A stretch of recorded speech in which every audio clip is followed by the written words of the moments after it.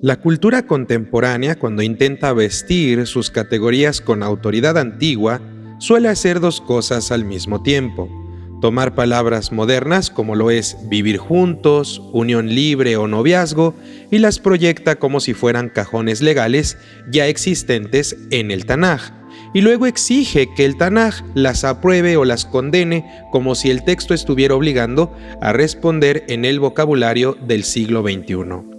Pero el Tanaj no negocia con nuestras etiquetas modernas. Tiene su propio sistema de categorías jurídicas, familiares y comunitarias. Y lo que a nosotros nos parece lo mismo, no necesariamente se calza uno a uno con su arquitectura. Por eso, la lectura honesta requiere la misma disciplina que todo el curso ha venido entrenando. ¿Qué categorías legales sí existen en el Tanaj? ¿Dónde están formuladas? ¿Cómo funcionan y a quién se dirigen?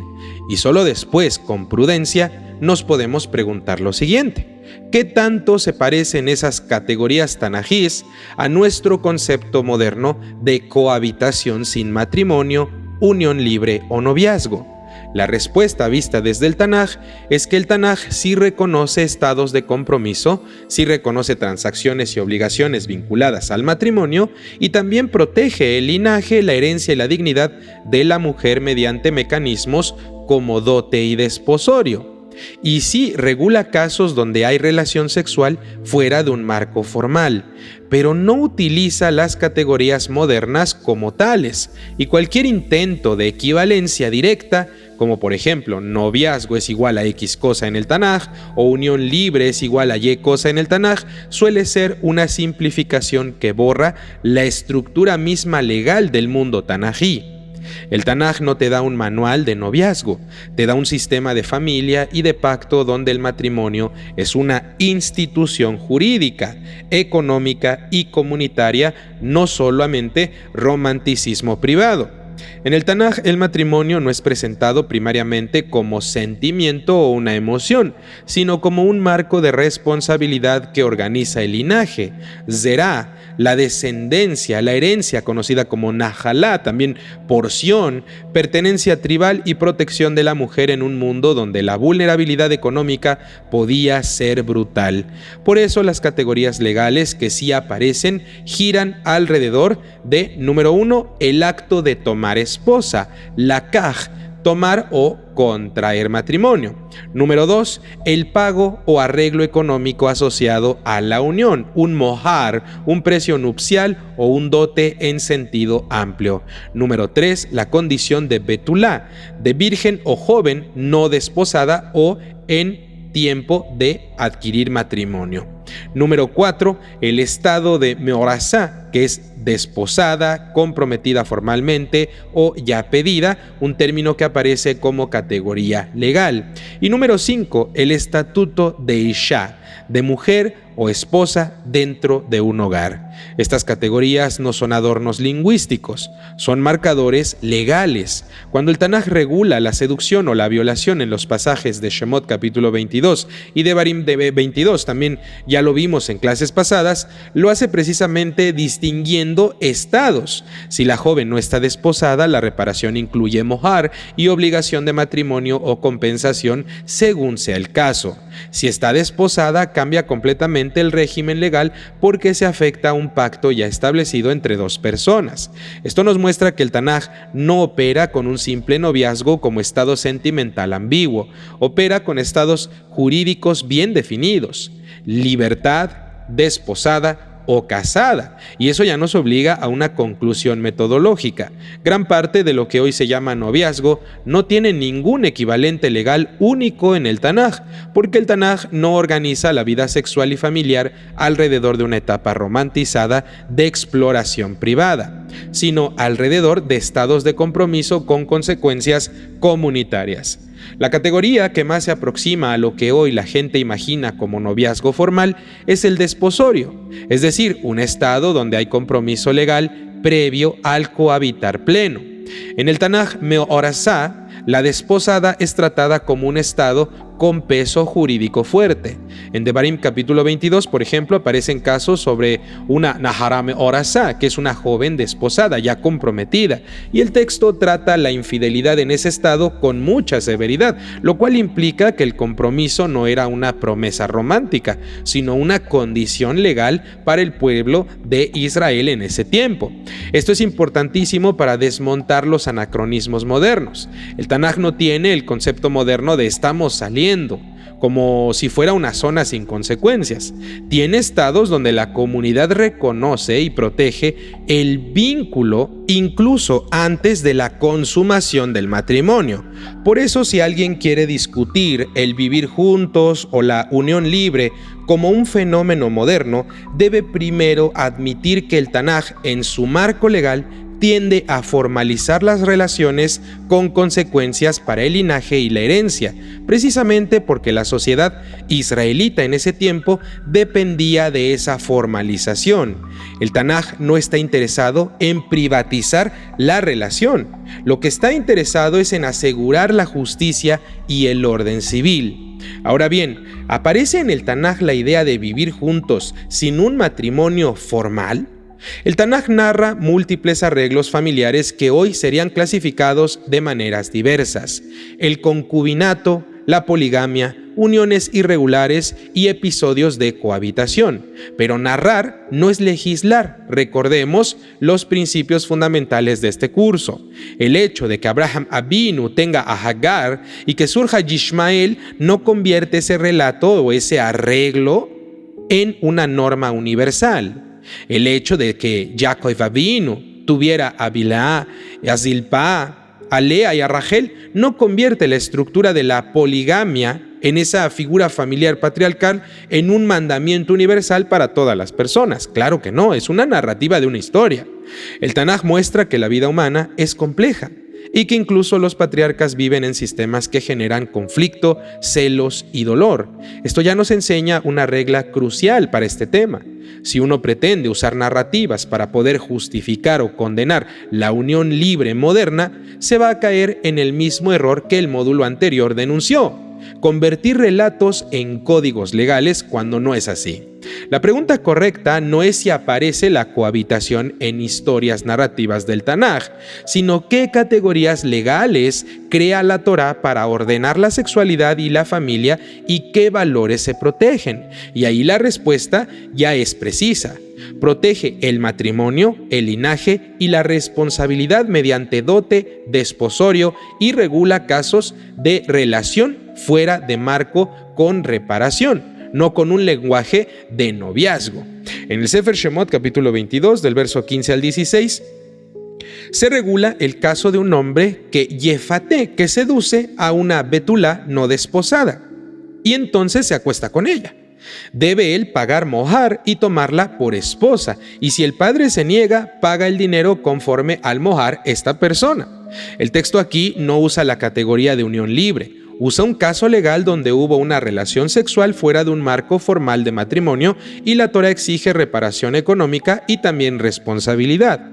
En el Sefer Devarim, capítulo 22, del verso 28 al 29, aparece un caso similar donde un hombre toma a una Nahara Betulá no desposada, es decir, no estaba comprometida, se acuesta con ella y es descubierto. Entonces, paga una suma fija al padre y no puede divorciarla, porque ya hay humillación o de estilo violación. Independientemente de los diferentes debates morales posteriores que de estos pasajes surgen, lo que el Tanaj permite afirmar con claridad sin caer en mentiras es el patrón jurídico.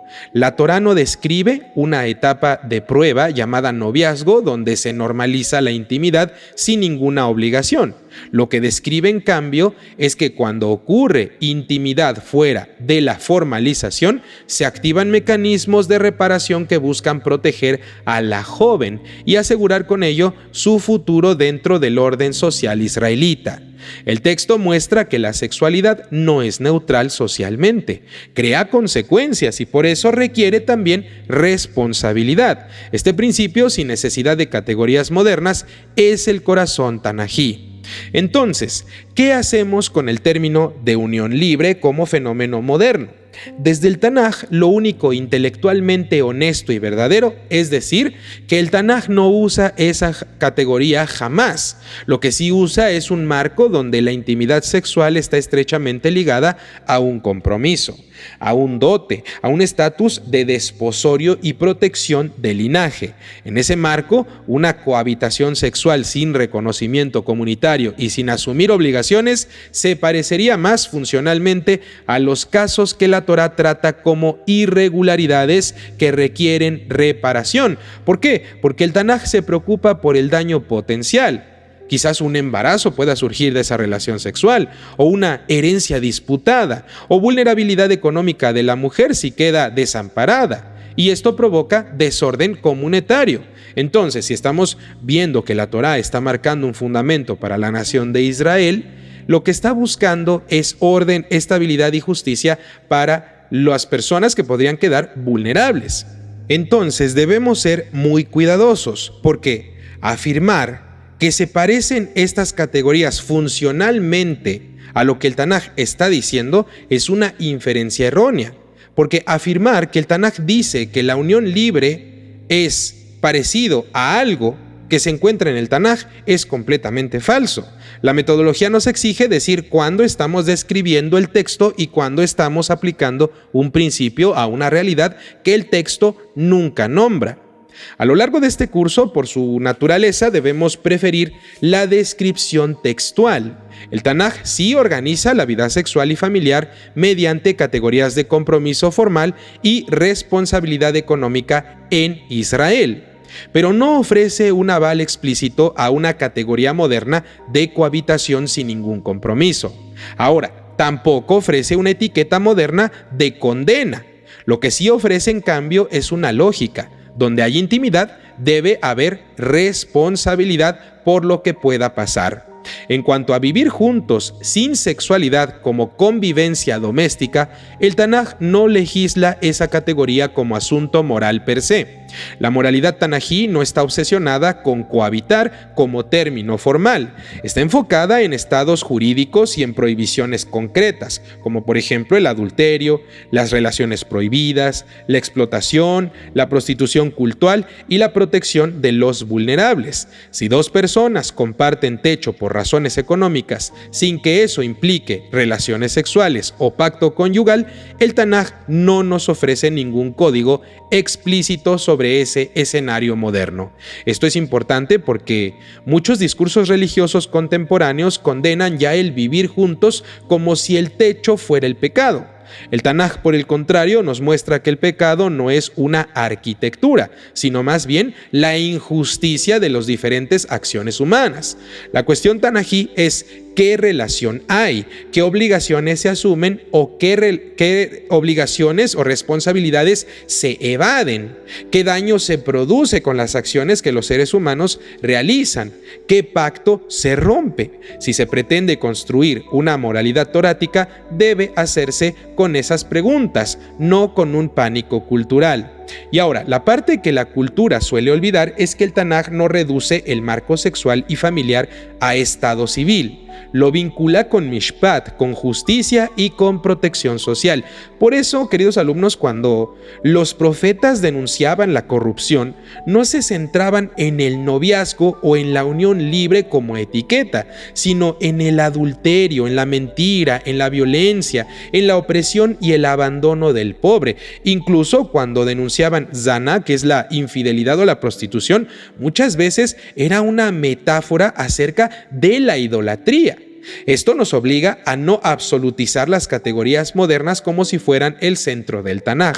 ¿El Tanaj puede regular sexualidad? Claro que sí, pero con seriedad y verdad, y aún así colocar la justicia social como termómetro principal de una sociedad. Por lo tanto, una comunidad que grita contra el vivir juntos o la unión libre, pero tolera el robo, tolera la violencia, la violación y otro tipo de pecados que sí realmente están legislados, como por ejemplo la corrupción judicial y la opresión del vulnerable, se alinea más con la Sodoma profética que con la Kedushá del Tanaj. Este no es un comentario externo, es el equilibrio interno del Tanaj.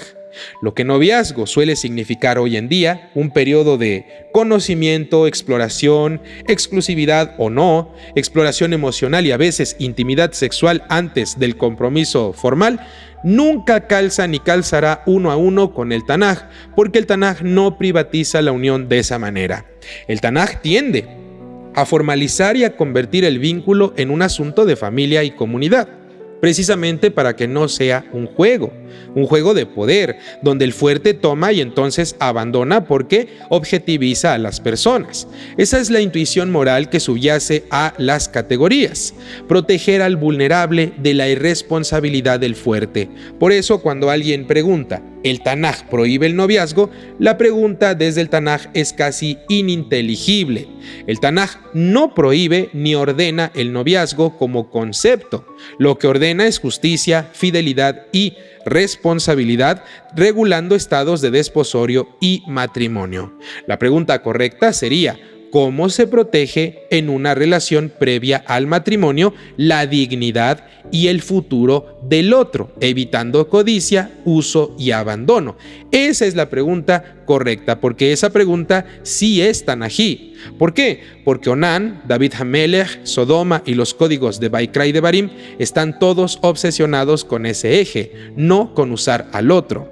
Y al final, como conclusión, queridos alumnos, quiero decirles que el Tanaj no les da la comodidad de un diccionario moderno donde unión libre tenga un versículo asignado. Te da algo más inquietante, te obliga a pensar en términos de responsabilidad real. Te pregunta, sin pronunciar nuestras etiquetas modernas, si estás creando casa o estás creando daño. ¿Estás asumiendo pacto o estás usando al otro como una escalera emocional, sentimental o de placer? ¿Estás protegiendo el linaje y la dignidad o estás dejando al vulnerable con las consecuencias de tus acciones?